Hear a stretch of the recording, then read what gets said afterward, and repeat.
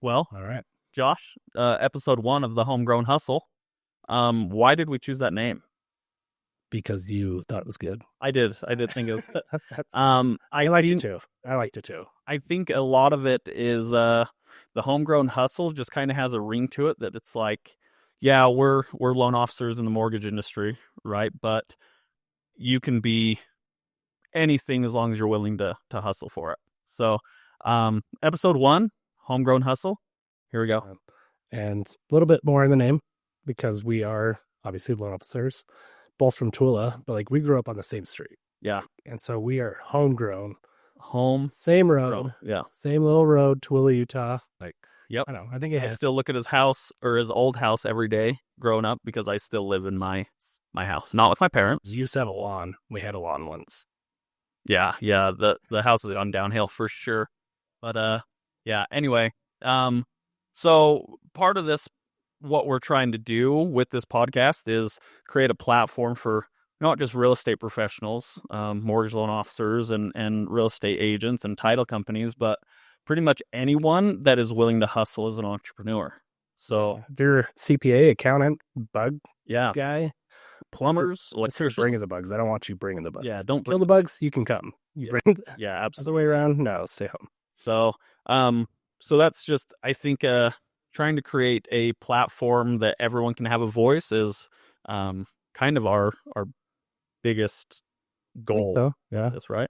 that's comes back to the name again, Homegrown Hustle. I think there's a lot of people hustling out there too. Yeah, absolutely.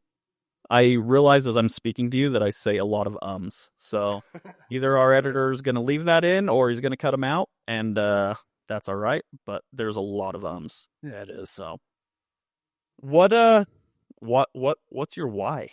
Besides wanting to give a platform, like what is Josh's why? My wife for the podcast. Yeah. I think, and then we'll dive deeper. Kind of go into like, I don't know, it's just happened New Year's. Like everybody's making their kind of, what are we going to do this year? I don't know why it starts on the 1st, but I hate cameras and I hate talking. I thought you were going to say I hate not being edited too. So I think this is getting out of my comfort zone. And so just jumping on this and talking, it's going to be rough and kind of real. And I think that's why I'm doing it. Obviously I like bringing people into kind of boosting their business, but I think this is a lot for me too. Just get out of my comfort zone. Yeah. I know when we were trying to plan this, a lot of the things that you'd bring up is like, well, where do I look? Do I look at the camera? Or do I look at you? I'm like, just be real, man. Like, that's like we're just going to talk to each other and have a conversation. So, I think that's super great. And, like, what do you do with your hands right now? Like, I'm on the phone with AirPods and I still hold my phone like I'm on speakerphone. So like right now I'm like, do I hold this? Was like, you're on speaker, right? Like, why do you have your phone right next to your face? I'm like, I don't know. It's just But if you don't, people talk to you. They'll walk up and like, hey, I'm like, I'm on the phone. I'm on the phone. Yeah, absolutely. One thing that I think we both know is everyone has a podcast. So, I mean, you're probably looking at the next Joe Rogan and Theo Vaughn right here. But Theo, I'll take Joe. I got to shave my head. I'll get ripped. But I think we'll make it there. So there's more too. You gotta nipples got to poke out a little. I got to work that in. I can't watch a video without noticing those popping aisles. But what are your personal whys? Yeah, we want the podcast to be successful so that we can help other people have a platform and all that good stuff. But what are your personal whys? Why do you do what you do? Why do you want to do what you do? Man, I wish you would let me study that one. So let's be real. So I do this because I like people.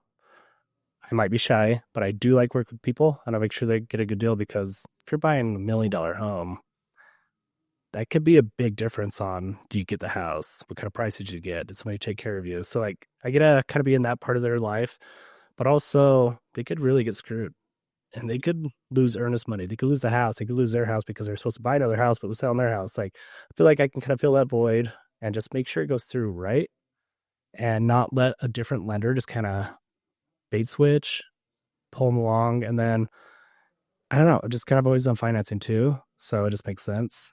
And I mean, obviously I've worked with you for years and I don't know, I feel like I'm good at it, but I enjoy it. And then I can save a lot of people a lot of heartache too. obviously it supports my family and all that stuff. Everybody's gonna say family, money, but that's the side I like doing, and it's also because I feel like I'm helping somebody when they could really go the other route.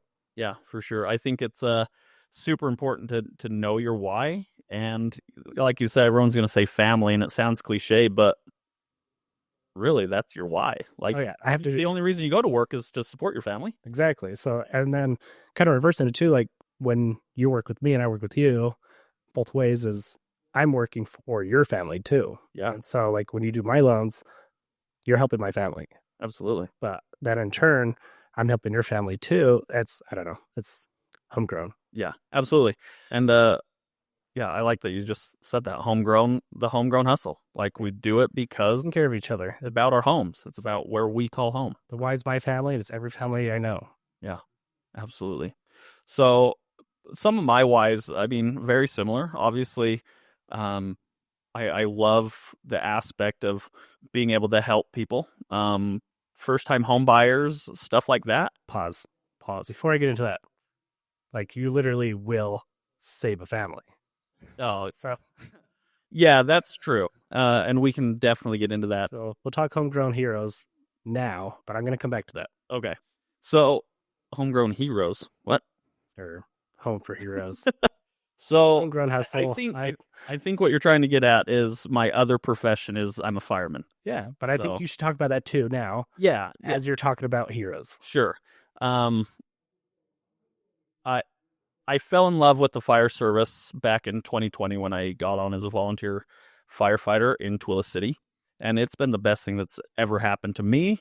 I don't know if my wife would agree that it's been the best thing to happen to our family because it means that I'm gone a lot.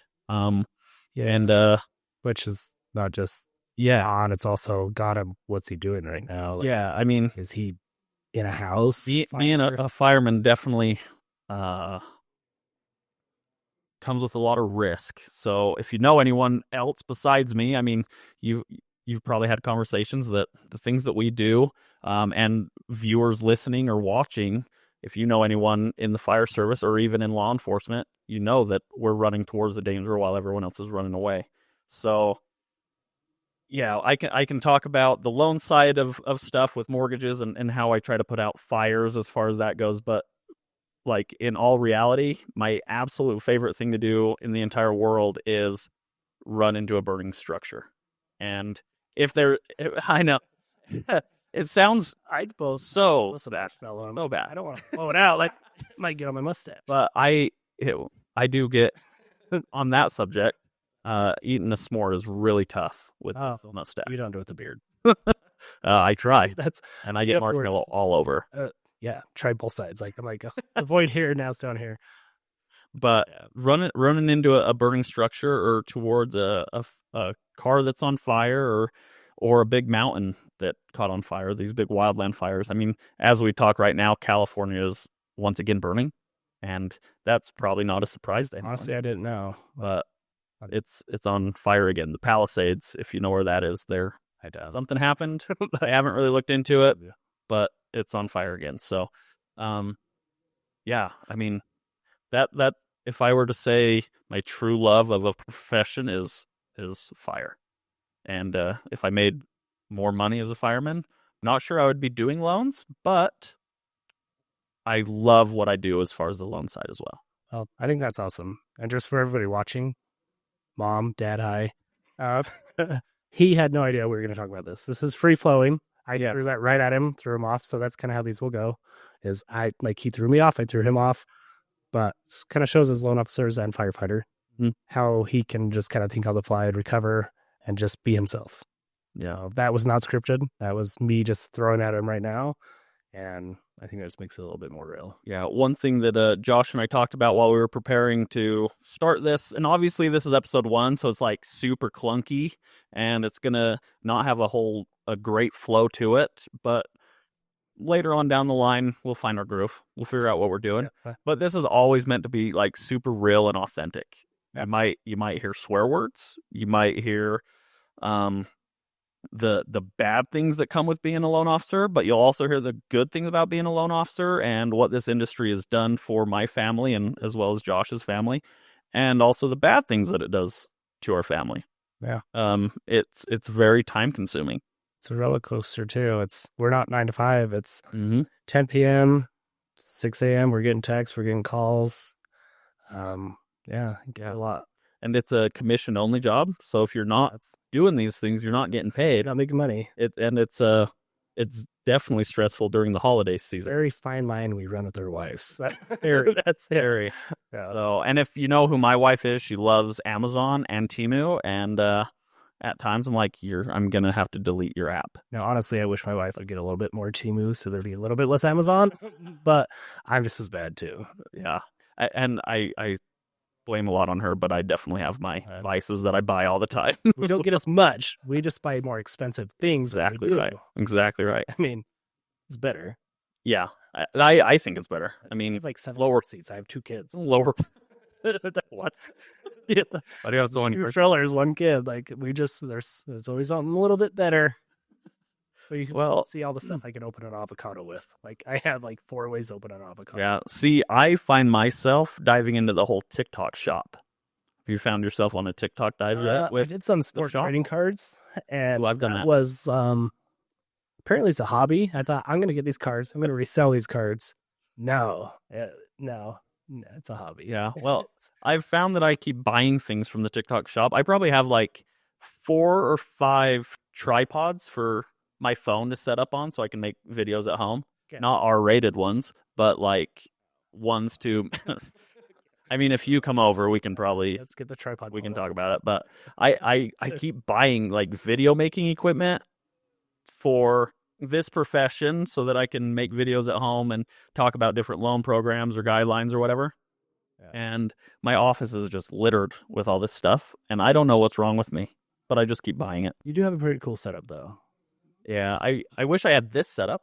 Oh, Speaking of which, this setup where we're at now, we're at our bountiful office for U Mortgage. So shout out to U Mortgage that allows us to use this setup, and our awesome editor Bailey, who is behind the scenes making sure this looks and sounds good. And if it doesn't, you'll never see this episode. So he's being kind, not yeah, he's judging, but he's not. He's not. You have a good line of sight towards him right now. He's probably rolling his eyes and being like, "What? I can't look at the camera. What the hell are these guys doing? Like, this isn't gonna go anywhere." Is probably what he's thinking.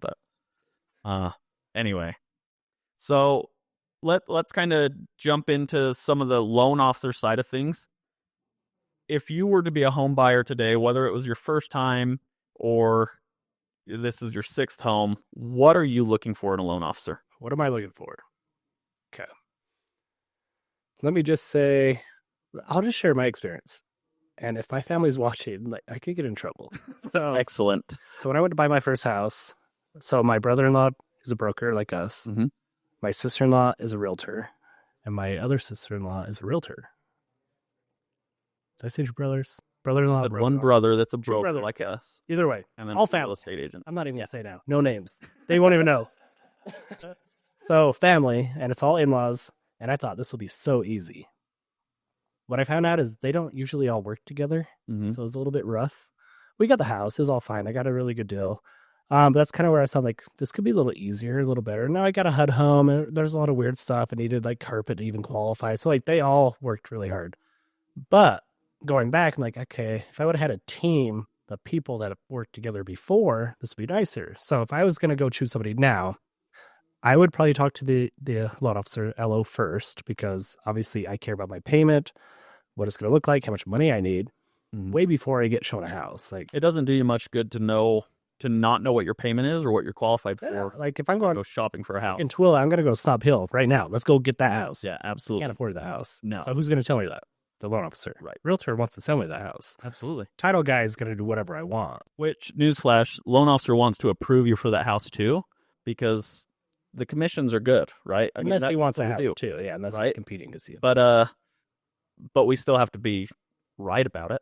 Like, we can't just say, hey, you're approved for 800,000 when you're actually approved for 400. We have to follow rules. We have to look at income and get pay stubs, see how much money you actually have, see where the money came from. Like, you can't be a drug dealer. Like, we have to verify those funds. Unfortunately, you make a lot of money that way, but you could do a bank statement. Can't be it. Yeah, man, you can be a drug dealer. Just have a license, like some kind of business going on. We probably shouldn't say that. Either way, Well, you can do the marijuana now. Yeah, You can do that. absolutely. Your license. There's a marijuana So plant drug in dealers can call us too. Just you have to prove that you can consistently sell those drugs. and do it legally. Yeah. Well. Kind of. Anyway, back to your story. So I would go to the LO first, and then they might have recommendations for realtors too. But I think I'd have like an intro, just make sure everybody's on the same page. Because I think a preferred lender might worry me a little bit because I don't know him. Like they don't know me. I just feel like the money guy should be the guy that I feel the most comfortable with.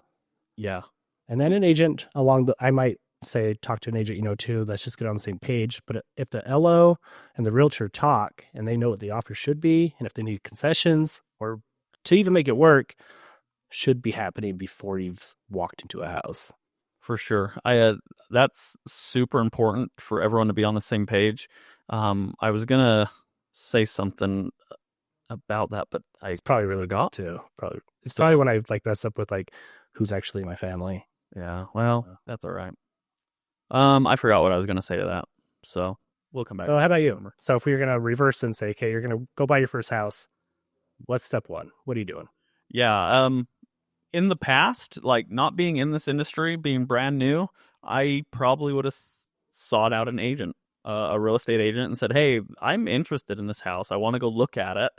And then at that point, I would have gone to a local credit union where I did all my banking and said, "Hey, I want to get approved for a loan here." Don't do that. And I now understand why I shouldn't. I just closed on a home equity loan for myself with Mountain America Credit Union. And shout out to Mountain America for great banking. I love working with them as far as my debit card and my credit cards go. But the lending experience for my home equity was miserable. The only reason I went with them is because it's where I bank, so I wanted to have easy access to my home equity.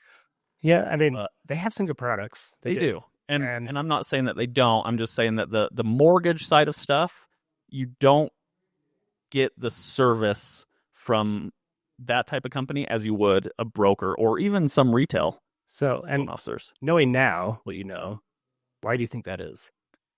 I think the processes behind how it works, the communication. I think that was the biggest thing, is the communication I had with Mountain America through this process over the last, I don't even know how long it took. It was always me reaching out to say, "Hey, I need an update. Like, when am I closing on this? When am I going to get to use my money? Is this happening? Am I going to have to make payments on the stuff we're planning to consolidate?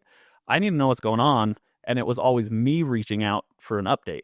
Where on the flip side, when I'm helping my clients, it's very rare that they're like, "Hey, what's going on?" Because I'm probably too annoying sometimes. And I think we could add to it, so more background. We worked at a credit union together. Yeah, We absolutely. did loans. We both kind of managed too, kind of did that whole thing. We know kind of what the worker is, like 9 to 5. Yep. You get paid where you're getting paid.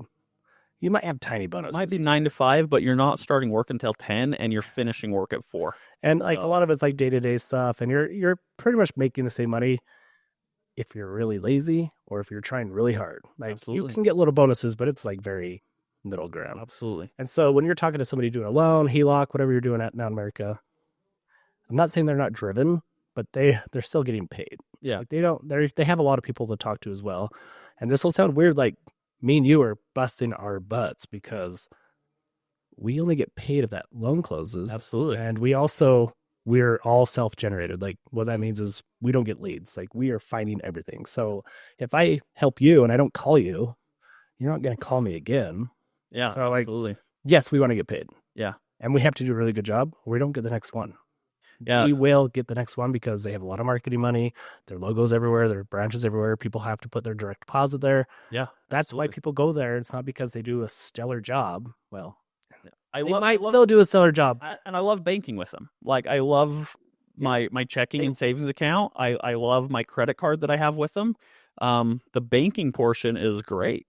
Is it easier for me if I have a Mountain America checking to have my house on there? It certainly wasn't for me.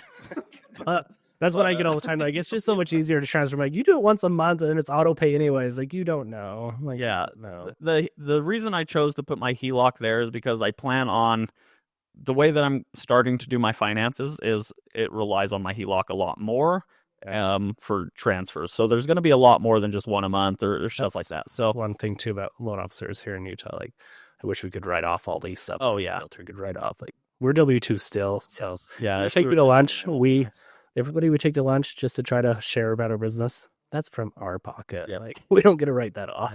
Yeah. We pay double taxes because we're paying the sales tax and the income tax on our money right up front. So kind of sucks. But anyway, so in my case, my biggest thing is I need communication, and that's what you're going to get from us.